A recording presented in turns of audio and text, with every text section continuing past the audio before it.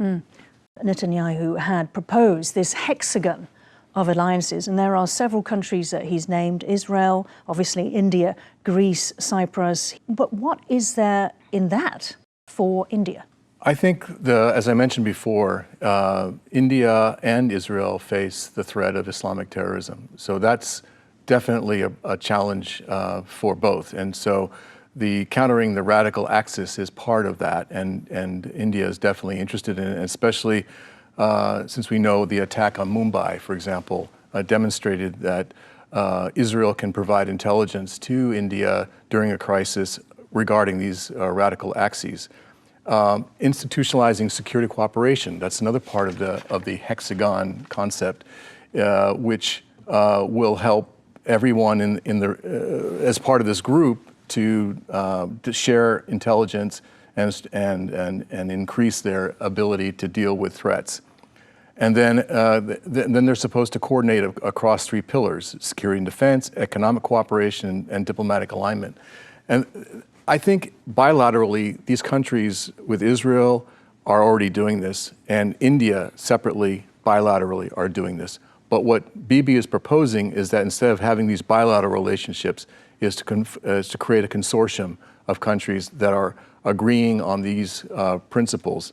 And then the final part is attempting to isolate these adversaries, just like the West has isolated Iran, for example, or North Korea. Right. And Sana, it's interesting, isn't it? Because we see a lot more of this sort of diversification of security partnerships, the overlapping security alignments, and this possible hexagon of alliances could be another one. India is often referred to as the bridge.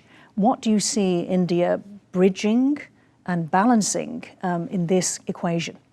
I think India is absolutely a bridge between the East and the West, but I feel that when you look at it, it's very different for India and very different for Israel.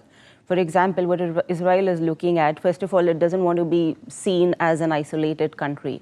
And Modi visiting Israel, it sends a huge political signal to the global community.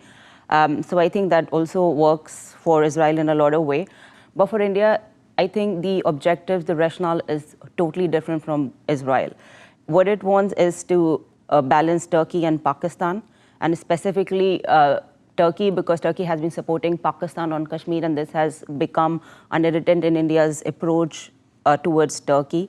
And apart from that, maritime connectivity, security is something that India has been looking at very deeply. But then apart from that, it also wants to have defense industrial cooperation with Israel and with broader region. And then it's just about reaching out to the Gulf countries and maybe being a bridge between countries that are not very pro-Israel. And then India also has a huge Muslim population. It is the second largest Muslim population in the world. So that also figures out India's approach towards Israel and bridge the gap between Israel and other Gulf states in the region. Okay.